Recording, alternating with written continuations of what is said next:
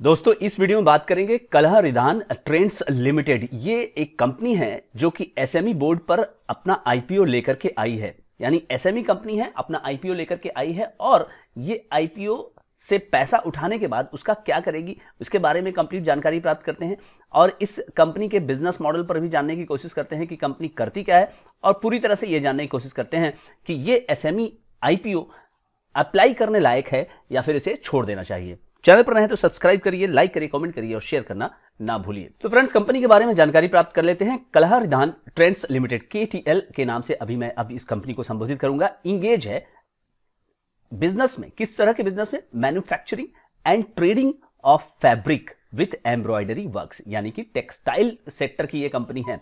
Fabric का मतलब हो गया फ्रेंड्स कपड़ा, तो उस तरह के सेक्टर में ये कंपनी काम कर रही है। Trading of grey cloth, purchase of grey cloth. Grey cloth basically एक तरह की फैब्रिक होती है जिसमें कि ये ट्रेड कर रही है, परचेस करती है, प्रिंट करती है, डाई करती है, suiting shirting dress materials for sale in B2B market. B2B यानी कि ये डायरेक्ट B2C में नहीं आते हैं, ये B2B में आते हैं।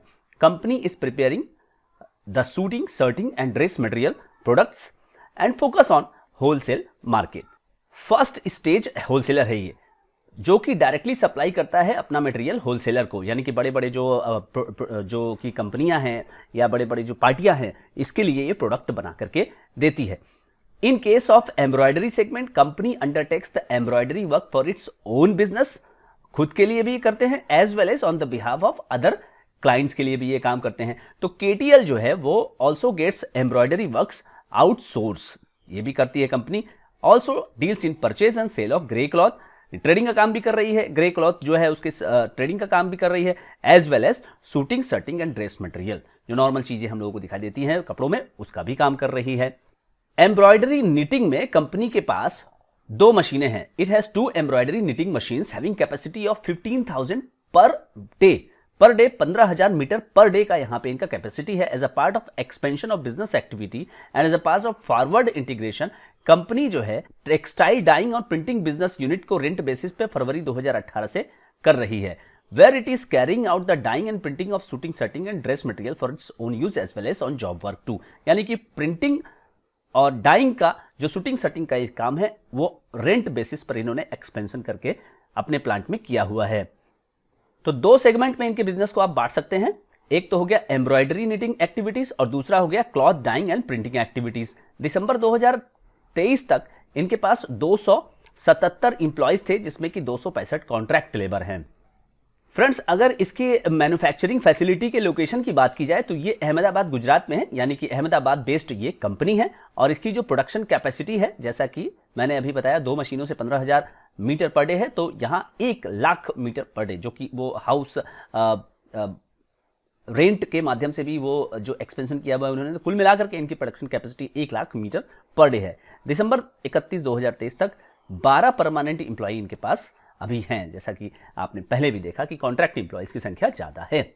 फ्रेंड्स, कंपनी के कुछ फाइनेंशियल्स पर नजर डालते हैं। कंपनी का जो एसेट्स 31 मार्च 2021 को रहा वो 5,979 लाख रहा। उसके बाद ये सीधे बढ़ के 10,297 लाख हो जाता है, फिर 10,962। यहां पर ये डबल जस्ट कंपनी ने एक्सपेंशन अपना किया और उसके बाद आप देख सकते हैं कि यहां एक स्टेबिलिटी आई और अभी फिलहाल 10,979 लाख यानी कि 109 करोड़।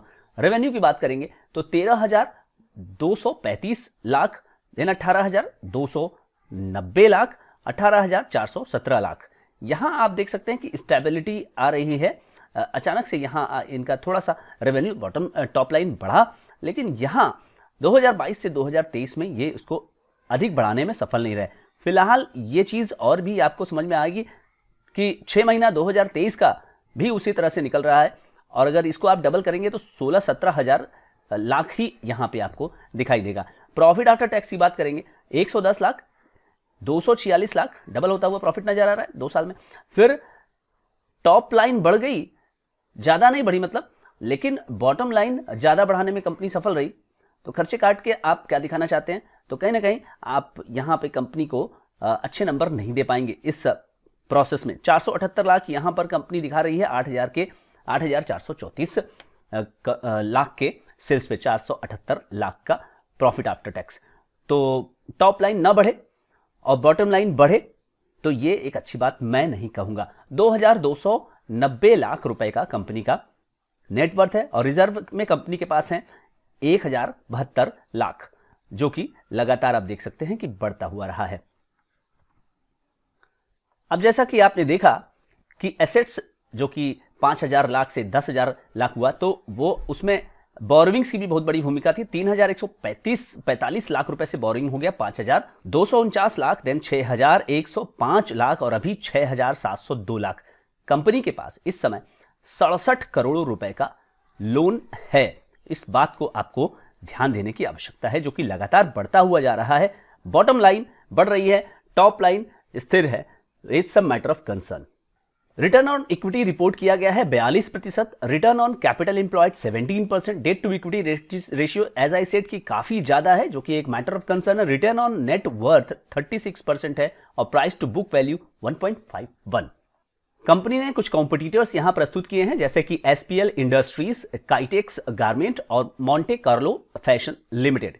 यहां 8 रुपए का ईपीएस है, यहां भी 8 रुपए 94 पैसे का है और यहां 64 रुपए का। और अगर आप यहां इस कंपनी के पीई की बात करेंगे फ्रेंड्स, तो पीई अगर आप देखें तो 8 रुपए के कंपैरिजन में यहां 9 रुपए का आप पीई दे रहे हैं एसपीएल पे।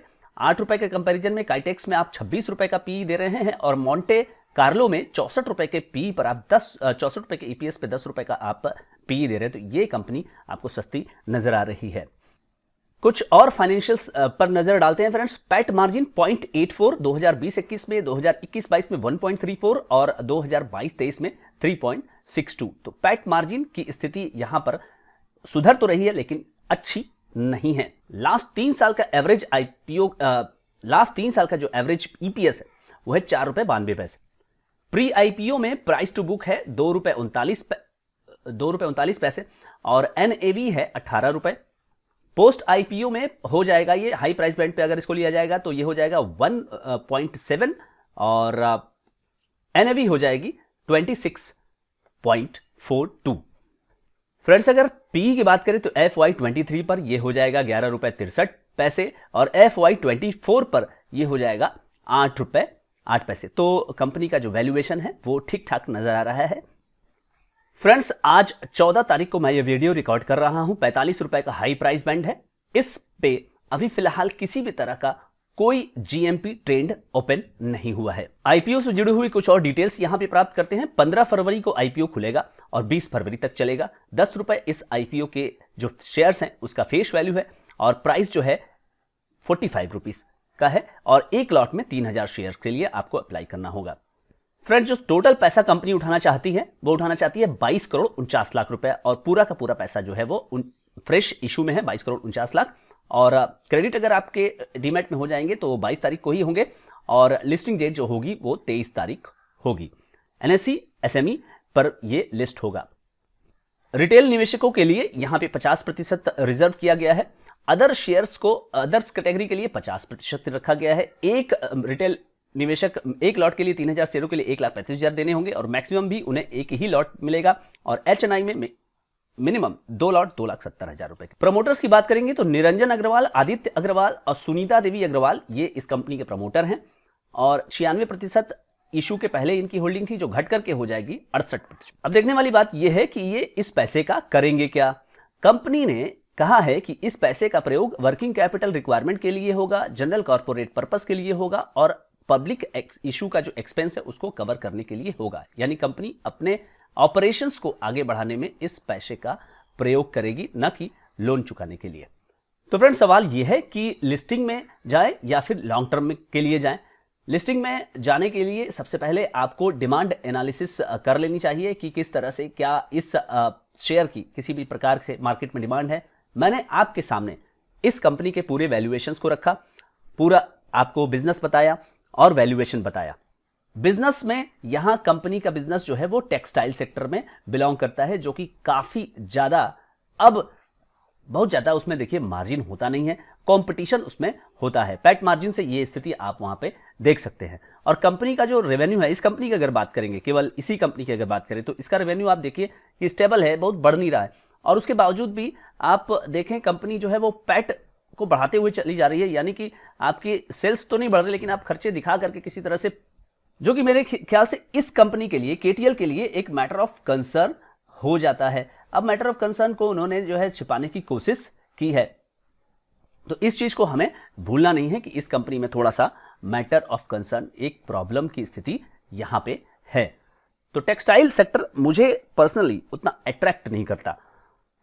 तो फ्रेंड्स, अगर वैल्यूएशन की बात करें तो वैल्यूएशन ठीक ठाक रखा गया है, वैल्यूएशन बहुत ज्यादा नहीं है, और भी कम होता तो और अच्छा होता, लेकिन टेक्सटाइल सेक्टर होने के कारण मैं इस आईपीओ पर उतना अच्छे से बुलिश नहीं हूं।